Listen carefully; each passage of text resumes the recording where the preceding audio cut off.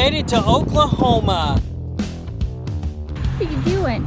Helping a fellow traveler. Pull in. Seems a little bit politically incorrect in this day and age to name a reservoir the Dead Indian Reservoir. Oh, there was no sewer hookup here in section 1 at the Bay Landing 1000 Trails, so we're gonna run up to the dump station. I used our electric bikes to run a couple of totes up earlier. Our next stop, we're finally headed into Oklahoma. We're gonna head to the Black Kettle Campground, which is a Forest Service campground embedded in the Black Kettle National Grasslands. There's a visitor center there. Well, it's not where we're staying. We're just going to stay at the campground, which is located, I think, about 10 miles from the visitor center. No hookups. It's on a lake. Road 3501. Never been there before.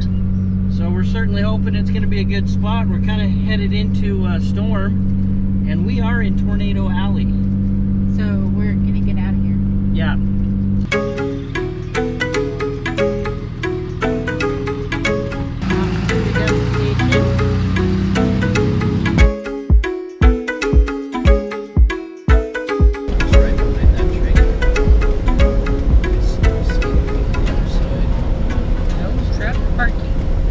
Stopped for our break in a rest area. Sean went and asked this gentleman if there's anything he needs to do that he could help him with. And the next thing I know, they have the jack, tires. I don't know. Looks like he's changing at least one, if not two tires going on. Been running back and forth to his tools. Just went and got the torque wrench.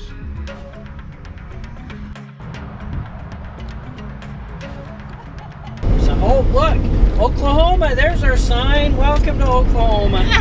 Hey, I did have the dash cam going. There you go. Look. Oh my gosh, there's a... You can't stop in time. I guess. Well, we've made it to Oklahoma. Woo-woo! Yay! Turn left on unpaved road. I think that's what I'm gonna do. I think I'm gonna go down, back into that first drive, come this way, and then back straight up. That's a lot of backing. Well, we've made it to the Black Kettle Campground, just north of Cheyenne, Oklahoma. I just backed my RV into that spot right there. A little bit fun. There's some branches kind of hanging down a little bit low. Angie helped back me up. Do you understand the words that are coming out of my mouth? So that I could avoid those.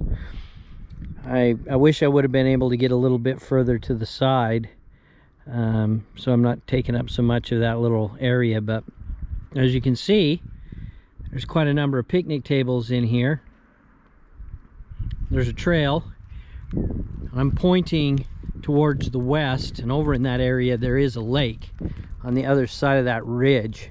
We haven't seen it yet. There's vault toilets here. How's it look? Not bad. It's a vault toilet. And this campground is a no-fee campground. You can stay for up to 14 days. When we arrived, there was a couple. I'm assuming it was a couple. I really didn't pay that much attention. Had a tent. They had a tent set up. Their car was actually parked right here. And they had a tent set up here, and they left. So right now we're the only ones here. I had read online that this is not a very frequented campground. It's not a very busy campground. I don't know. First time here, first time to Oklahoma. As you can see here on the picnic table, U.S. Forest Service. Of course, we picked this campground because of its proximity to the Black Kettle National Grasslands, which the visitor center for that is in Cheyenne. tomorrow I think Angie and I are going to run into there, get a patch and pin. Nice little area. If anybody has any idea what these purple flowers are, we saw some of those in North Texas at our last campground. Here, I get a closer view. If you know what those are, comment below. There's two separate areas to this campground area. This is a campground here. There's a campground adjacent to the boat ramp as well. But I mean, it doesn't look like there's really any RV spots, so to speak. I mean, there's parking for vehicles.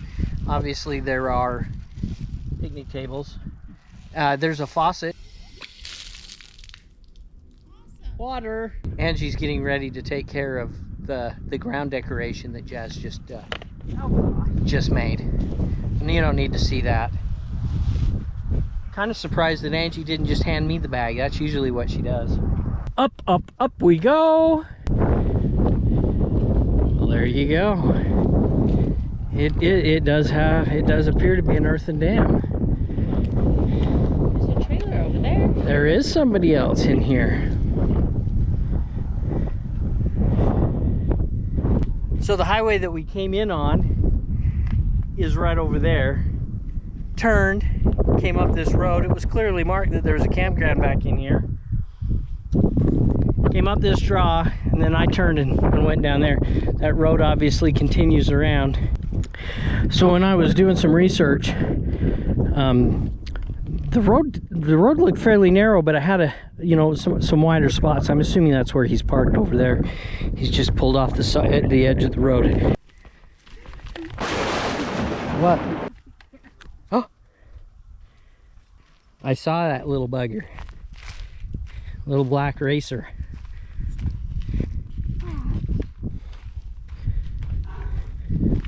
Angie about had a heart attack. We both do not like snakes or sticks that look like snakes. So you got a couple of picnic tables set up and a just a wide spot in the road here. You could pull over. It's the Dead Indian Wild Horse Creeks Watershed Project, and it's dated 1959. All right, there you have it. I wonder if I wonder how long that name will remain. They may have already changed it. I don't know. Seems a little bit politically incorrect in this day and age to name a reservoir the Dead Indian Reservoir. Curtis, if you're watching this, let me know what you think.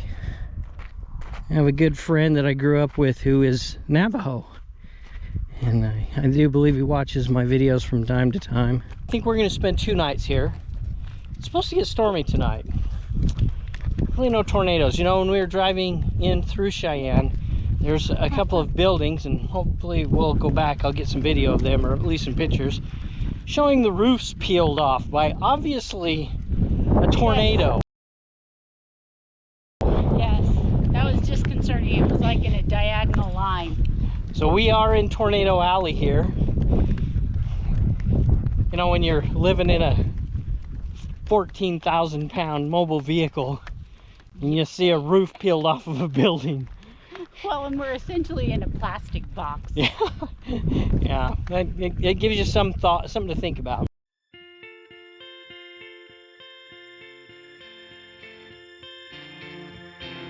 A bitter cold November morning in 1868, Lieutenant Colonel George A. Custer and his 7th U.S. Cavalry charged a sleeping Cheyenne camp nestled in the snow along the Washita River.